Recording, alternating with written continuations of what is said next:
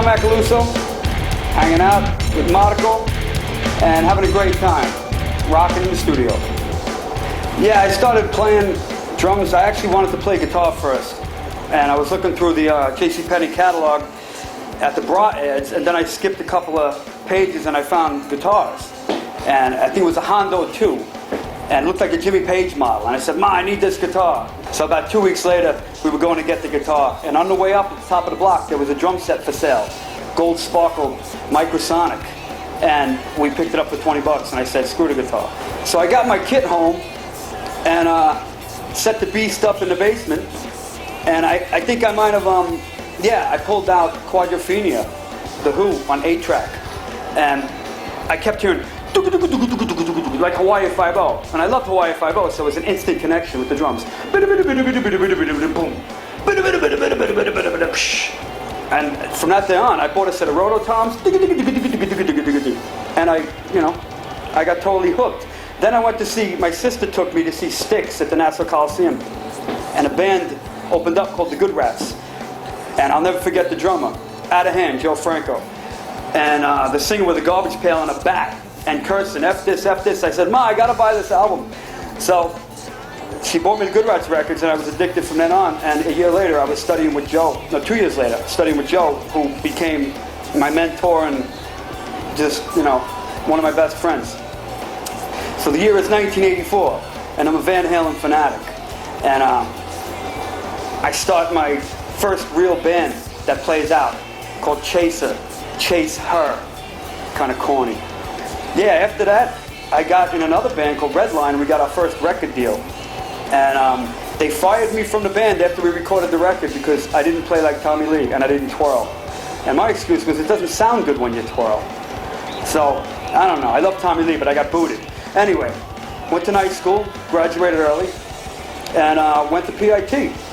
And there I met Ralph Humphrey and Casey Sherrill, and all phenomenal drummers, and I really learned how to put it all together and read, and the importance of reading and writing, and I got addicted to drums. I used to practice like 12, 13 hours a day.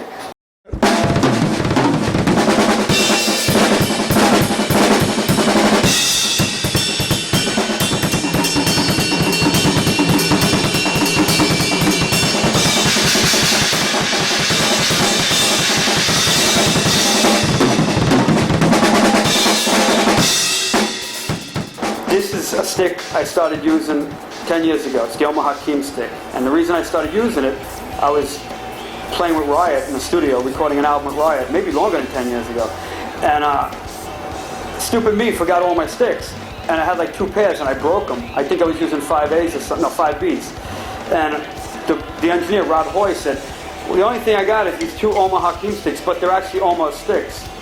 And I said, the Omaha Hakim sticks, I'm a big fan. So I actually took Omaha Hakim sticks, and I started using them that day, and I recorded one of the tracks. And from that day, I used those sticks. True story. When I was studying with Joe Franco, I was listening back to one of my recordings once, and I said, man, all these fills I'm doing, they're not really cutting. The beat sounds fine, but when I do the fill, the guitar is cutting out the fill. And he said, man, you gotta do a lot of hand and foot combinations. They'll always cut. Simpler on the toms, and it'll really cut. And that really stuck in my head, words of Joe Franco. And the main phrase from Joe Franco that stuck into my head, if you want to work, you got to hit the snare. So when I was with Malmsteen, he would bring in, we'd rehearse with 10 Marshalls. I mean, he literally had 5 on this side and 5 on this side. And the drums weren't mic'd. And he would go, Macaluso, hit the snare, man. And I'm going, I'm hitting the snare. So that's when I started to rim shot every beat. And I realized, okay, this works for Ingrid, because even without the mic and the 10 Marshalls, he can hear, But it didn't work for other bands. Like, I went to some other gigs and I started to bang, and they were like, oh, what are you doing? So I had to learn to play different dynamics on a snare, really important. I'm coming out with a new drum book now, and finally finished with it. It's taken, since I was going to PIT to write, which is 1980, I think 86. I think a signature of a drummer is the most important thing to have. If you can turn on a record and say, that's him. I think that's so important. So I kind of based the book on that. It could be in your left foot. It could be in your hand technique. It could be the look of how you play. It could be in body motion. So I put that in the book, and then I put a CD in the book, and I have examples of drum and bass grooves, odd times. There's 5, 7, 9, 13. I have tabla rhythms. I have a lot of linear. There's linear beats and linear fills. Tasty fills. I have fills to get you to gig and fills to get you out of the band. I have cartoons. I have drummer jokes. I have, it's just a well-rounded book. It's a book on drumming as a lifestyle. The Radio Waves Goodbye. The Radio Waves Goodbye is the name of my new record. John Macaluso and Union Radio, The Radio Waves Goodbye. It's got some of my best friends and some great players. It's got James LaBrie from Dream Theater on vocals, Mike DeMeo from Riot and Master Plan on vocals.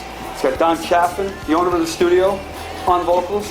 It's got Marcos Foley from James LaBrie on guitar, Randy Colvin on bass, Vitaly Kupri, who's one of the greatest keyboard players I've ever met. He's on piano and keyboards.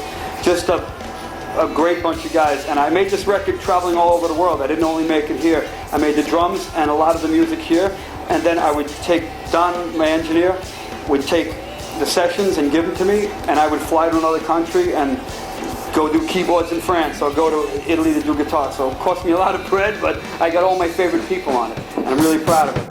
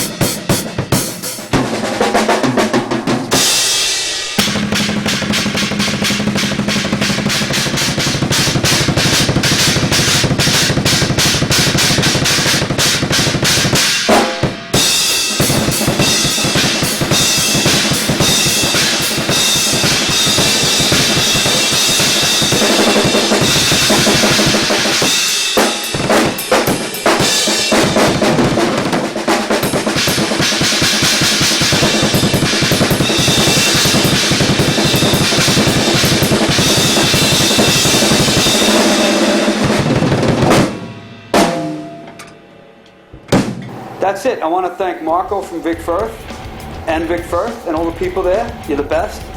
And Don Chaffin and this great studio. And that's it. Get out of my crib.